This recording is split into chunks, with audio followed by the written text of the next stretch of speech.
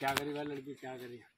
नमस्कार दोस्तों, मैं सुनील जुयाल और इस समय पहुंचा हूं मैं अपनी ससुराल में, जो कि जिला टेरी गढ़वाल की और उत्तरकाशी की सीमा पे जो नगुण बैरियल है उसके ऊपर मेरी ससुराल है, ग्राम गोजमेर। और आज मैं अपने परिवार के साथ यहाँ पहुँचा हूँ क्योंकि आज और कल बच्चों की छुट्टी थी, तो बच्चों ने कहा हमें नानी के यहाँ जाना है, तो हमने कहा चलते हैं क्योंकि आजकल काम धंधा भी कम है बरसात के कारण। ये मेरी बेटी है बालिका, इसका नाम संध्या जुयाल है, क्लास 9th में पढ़ती है, PM श्री GIC मेंढकाल में। और जो वीडियो बना रहे हैं वो मेरा बालक है ऋषभ जुयाल, वो 11th क्लास में पढ़ता है PM श्री मेंढकाल में। और यहाँ पर आपको बताना चाहूँगा कि काफ़ी समय से हम यहाँ पर आ रहे हैं और पहले हम बहुत यहाँ पर आते थे। उस समय यहाँ पर केले की जो केला है, केला बहुत ज़्यादा होता था और नींबू भी यहाँ पर बहुत होता था, आम बहुत होते थे। लेकिन अब धीरे धीरे ये जो फलदार वृक्ष हैं धीरे धीरे लुप्त हो रहे हैं और जो फल उनके लगते थे अब उतने नहीं लग रहे हैं। आखिर इसका कारण क्या है, थोड़ा इस बालिका से भी जानता हूँ मैं कि क्या कारण है कि पहाड़ों में फसलों पर, खेती पे किसान ध्यान नहीं दे रहे, या इसका कुछ और कारण है। तो संजय जी, आपसे जानेंगे कि आखिर क्या कारण है जो पहाड़ों में, पूरे गढ़वाल और कुमाऊं की बात करें तो आखिर लोग इस पर ध्यान क्यों नहीं दे रहे फसलों में।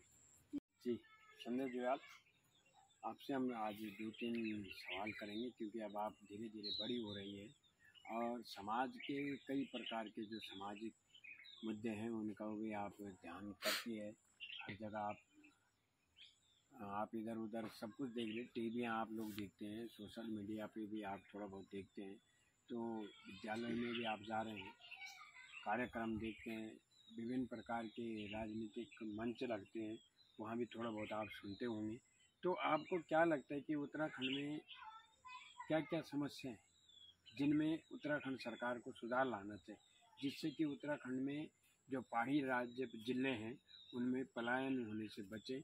क्योंकि जो पलायन के मारे उत्तराखंड के पहाड़ी जिले झेल रहे हैं उसमें यह है कि कुछ जो उत्तराखंड के जो कृषि भूमि है उसको लेकर भी कुछ जो यहाँ की व्यवस्थाएं हैं उसमें भी लोग पलायन कर रहे हैं कि व्यवस्थाएं अच्छी नहीं। तो आपको क्या लगता है कि क्या व्यवस्थाएं यहाँ पर ऐसे नहीं है कि जो लोग यहीं रुके और शहरों में न रहें। यहाँ सबसे बड़ी पहली समस्या है अस्पताल की।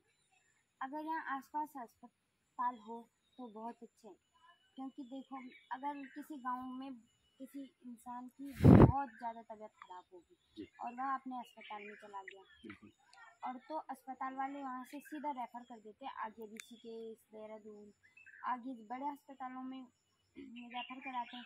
और अगर वहाँ जाते जाते अगर थोड़ी लेट हो गई और पीड़ित व्यक्ति की मृत्यु हो गई तो इसलिए लोग ज़्यादा शहरों में रहना पसंद इसलिए करते हैं क्योंकि उनके आसपास में अस्पताल होते हैं जिससे उनकी तबीयत ज़्यादा सही से सही हो जाती है। और गांव के लोगों गलती से अगर उनकी मृत्यु हो गई तो इसलिए पहला रीज़न मुझे ये लगा, मुझे जितना लगा मैं आपको उतना ही बताऊंगी। दूसरा ये है शिक्षा का, तो दूसरा रीज़न शिक्षक है। यहाँ कई विद्यालयों में फुल फ्री स्पर्धाचार्य नहीं है और शिक्षकों की भी कमी है। जी एक मिनट आए, आपको मैं सभी दर्शकों को बताना चाहूँगा कि इस जो बालिका ने बताया कि कई विद्यालयों में जो सरकारी विद्यालय हैं उनमें फुल फ्रेश प्रधानाचार्य नहीं, ये बात बिल्कुल हकीकत है कि उत्तराखंड के पहाड़ी जिलों में लगभग अभी शायद 40 से 60% विद्यालय ऐसे हैं, प्राइमरी से लेकर जूनियर हाई स्कूल से लेकर और इंटर कॉलेजों तक।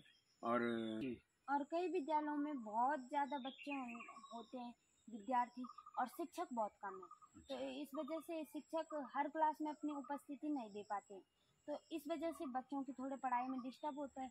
और दूसरा और तीसरा मुझे बिजली का लगा, यहाँ बिजली बहुत कम है।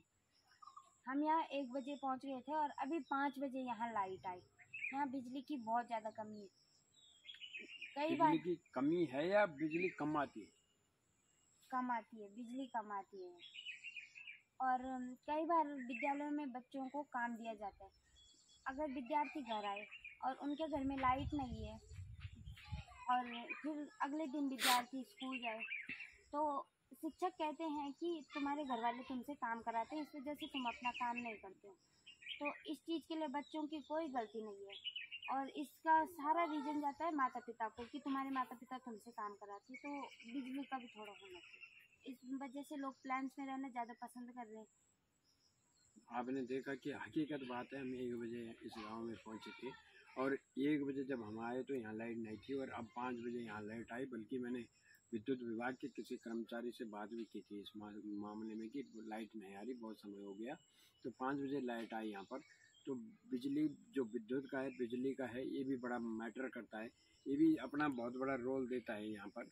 क्योंकि जब कई बार ऐसा होता है कि 2-2, 3-3 दिन तक किसी गांव में लाइट ना, दूर दराज के गांव है जहाँ कोई पहुँचता भी नहीं है, सरकारी कर्मचारी बहुत टाइम लगता है पहुँचने में, या विद्युत विभाग के कर्मचारियों को काफ़ी समय लगता है। तो कई बार ऐसा होता है कि वहाँ 2-2, 3-3 दिन तक लाइट नहीं आती। अगर फ़ोन भी करें तो कोई इधर किसी पे डाल देता है कि वो आ रहे हैं, कोई बोलता है कि फलाना कर्मचारी आ रहा, फलाना आ रहा। तो इस प्रकार की जो असुविधाएं पहाड़ों में हो रही है, इसको लेकर लोग पलायन कर रहे हैं। और इस गांव की अगर बात करूं तो बहुत अच्छा ये गांव है और काफ़ी यहाँ पर फलदार वृक्ष भी होते हैं और फसल भी अच्छी होती है। लेकिन करें क्या, ये जो अभी बालिका ने बताया, इसको लेकर जो सरकार की जो नीतियाँ हैं, अगर इन नीतियों में सरकार सुधार करती है तो कहीं ना कहीं उत्तराखंड का पलायन रुकेगा। जी धन्यवाद।